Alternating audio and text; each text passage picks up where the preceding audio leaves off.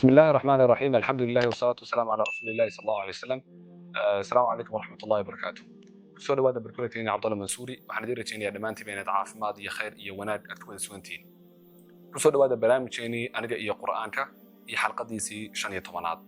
xalqadan insha Allah maanta waxaan ku lafaduri doonaa ama aan ku soo qaadan doonaa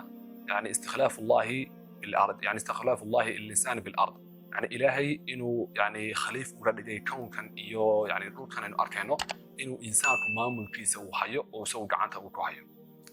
mawduucaas aynu la fadhuri doonaa xalqadan xalqadii ka horeysay waxaan ku soo qaadanay in yani insaanku uu maro nolol kala duwan laakiin aan nolol kaliya marin yani nolol badan oo kala duwan yani runtii uu insaanku maro isla markaana nolosha adduunye aanay ahayn nolosha dhammaadka ah ee ay tahay bidaayada nolosha xaqiiqda ah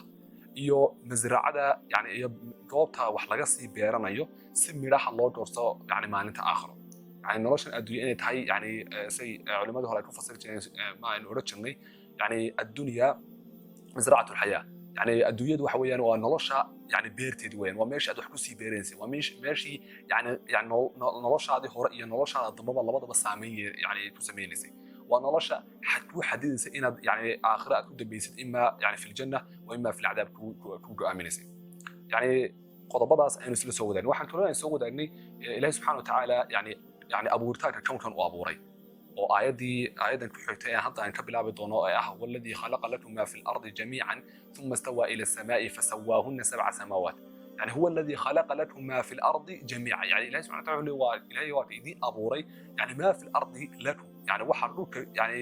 korkiisa ahaaday waa ka idin abuuray lakum yani waxaan arkaynaa markaa in ilaahay subhanahu wa ta'ala kownkan uu abuuray ala shakilati al-insan كونكن على شكل الإنسان وأبو أما إنسان كقاب كو يعني سو أرك كريه قاب ودفع يدي سكريه قاب الله ليه قاب اللي هو سهل كريه وسو يعني أمامنا كريه بس لما كان إلهي ومحاول قال لي خليفة قال لي مرتو إلهي كون كان وحكى لي قاب يعني أو أديرية إنسان بس لما كان مرخي ضمنه إلهي سبحانه وتعالى قال لي يعني إنسان كي خليفة قال لي taasoo markaa ay isdama istirayso soo kale ilaahay subxaanahu wa ta'aala waxa uu yani u fududeeyay insaanka inuu asraarta kownkan dushiisa taala iyo su'aalaha kownkan yani dushiisa yaala inuu insaanku ka jawaabi karayo maalinba maalinta ka sii damaysana asraarta kownka yani wax ka soo saarayo oo wax ka alifayo wax ka curinayo ayada inuu hadan ku sii socno ilaahay wuxuu yidhi thumma istawa ila as-samaa'i fasawaahunna sab'a samaawaat halkan waxaan ka arkaynaa ayada dhamaadkeedaba oo bikulli shay'in caliim ay ku dhamaanayso in ilaahay subxaanahu wa ta'aala badiicu sun'i واختراع يعني الله سبحانه وتعالى قاب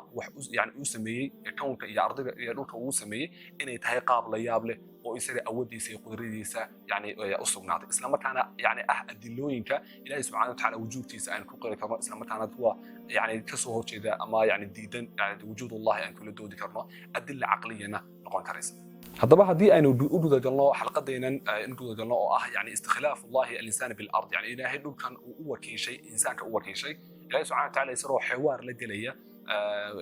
malaa'iktii waxa ilaahay subhanahu wa ta'ala ku bilaabay wa idh qala rabbuka lil malaa'ikati inni jaa'ilun fil ardi khalifa yani ilaahay subhanahu wa ta'ala markuu malaa'iktii ogeysay ku yiri kan ard yani dhulkan waxaan khaliif uga dhigaya maamul iyo hoggaan uga dhigaya in iyagu maamulaan uga dhigaya i'maar ardina aan mas'uul uga dhigaya insaanka waxay ku jawaabeen يعني قالوا أتجعل فيها من يفسد فيها يروا مقتضى الخلافة يعني إن مسؤول عد لو قد كون كان أولاً لبشر تبي وأركين يعني عدة مسؤول لو قد كون كان وين قضب كواد إلى دوام حي يعني إصلاح الكون يعني إن كون كان وناجسه والفساد توتر يعني وقف الفساد قمت لما حويان أو ملائكة أركسي قفت خلافة قبني إنه النقضة يعني سفك الدماء إنه يعني تشوجي أو وقف سفك الدماء يعني ليدا دادانية إني عدة زي تشوجي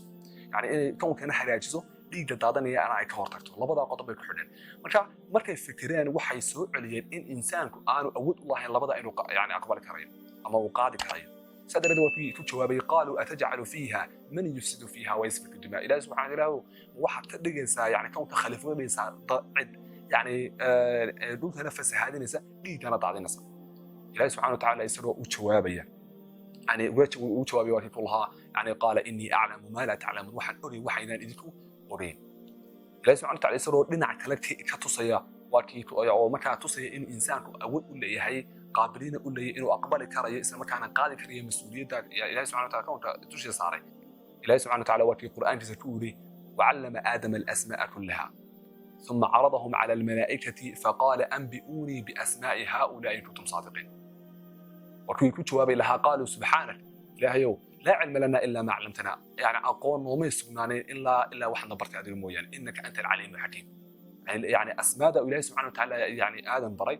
يعني dadka wax isweydiiyaan yani qodobkii xagga hore wax isla weydiiyaan malaa'igtu sidee bay insaanka ku darteen inuu ama ay yani u maleeyeen inuu yani dhiigana daadinayo dhulkana fasaadinayo yani quraanku inoo rumu jawaabin taas sidoo kale asmaada ilaahay subxaanahu wa tacaala uu baray nabi aadam waxa weeyaan asmaada oo dhan baa ayuu ilaahay subxaanahu wa tacaala baray wuxuu baray yani as'ilada iyo su'aalaha la isweydiinayo sida xalkooda loo keenay ayuu ilaahay subxaanahu wa tacaala baray wuxuu baray ilaahay subxaanahu wa tacaala sida shay macduum oo yani ama shay jiray oo magac lahayn sida magac cusub lagu bixiyo xataa quraanku yani fasira saas yani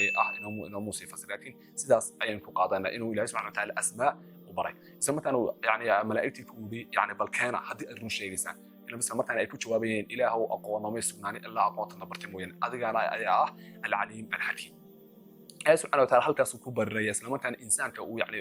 uga dhigaya mid mas'uuliyadan qaadi karaya malaa'igtina uu ku qancinay halka marka waxa ku cadaaday yani macnaha ay leedahay khilaafa macnaha ay leedahay in dhulkan mas'uul looga dhigo macnaha ay leedahay kaas oo noqonaya yani ilaahay subhanahu wa ta'ala markuu yani ma cid khaliif toonkan looga dhigo inay laba qodob ay lahaato يعني إن كون كان يعني تركيز أي إصلاح يوناد أما إصلاح الكون إنه كشقيسه يطلبات سفك الدماء إنه ديجة تعطانية أي شوجس ديجة تعطانية محل رجل إعمار أرضي يعني هذه ديجة حروبها يعني تذكر إصلاحنا يعني ديجة تعطانية هذه شوجيان وحد أنا سامحي إعمار أرضي إنه كان العميرو أو تركيز نلو ناسن كنا أولادان يعني تقابلية اعتماده يعني نلو ناسن أي يعني أما حضارة المنشودة أما حضارة أندون أي يعني كون كايتدالته إصلاح الكون مركا laga shaqeeyo ومركا hadii safku dimaa uu jiro yani islaax الكون ima mayso islaax الكون suu imaado way marka safku dimaa yani diinta la daadina waa in laga hortaga sida daradeed in yani koonkan yani hogaamin loo noqdo ama hogaan loo noqdo ma aha in la istibriyo ama isweyneyn iyo mas'uuliyad ku faarid maaha balse waxa weeyaan yani in koonkan wanaagiisa laga shaqeeyo iyo nabadgelyadiisa laga shaqeeyo isla markaana laga shaqeeyo sidii yani amraada iyo xanuunada iyo faqriga iyo gaajada intaba meesha looga saar lahaa iyo dhiigga daadanaya meesha looga saar lahaa culumtan aynu baranana ma aqoontan kala duwan ee jirta iyo barashadooduba haddii aanay labada qodob hagaajinayn yani koonkan inaynu islaax ka dhalana aanay nagu dhalinayn isla markaana inaynu dhiigga daadanayo joojinana haddaanay nagu dhalinayn yani insaanku dariiqii saxda ah ma hayo oo yani dariiqii saxda ah aqoontaas uma harayso isla markaana uma jahaynayso sida daradeed falaasifadu qarnigii 17aad maxay ku fikireen ama ay soo saareen yani tawirkii kala dambeeyay marba aragti la qaadanayay in aqliga uu yahay shayga ugu muhiimsan ama mastarka wax lagu qiimeyn karayo ama mastarka aqoonta mastarul macrifa inuu yahay aqli iyadoo markaa caqliga ka dayay inuu dhammaan ka jawaabi karayo su'aalaha maanta ka taagan inuu islaaxu kawna dhalin karayo safku dimaana maxay yani uu samayn karayo laakiin waxay burtay qadiyadaasi يعني dagaalkii la koobaad adduunka iyo dagaalkii labaad adduunka markii midna ay 10 milyan wax ku dhawaad ay ku dhinteen midna 50 milyan dad ku dhaw ay ku dhinteen dadkii is wada laayeen ayaa dadkii dib su'aal isku weydiiyay waxay leedahay bal aqligii aynu lahayn waa masdarul macrifa sidee buu ku dhalin waayay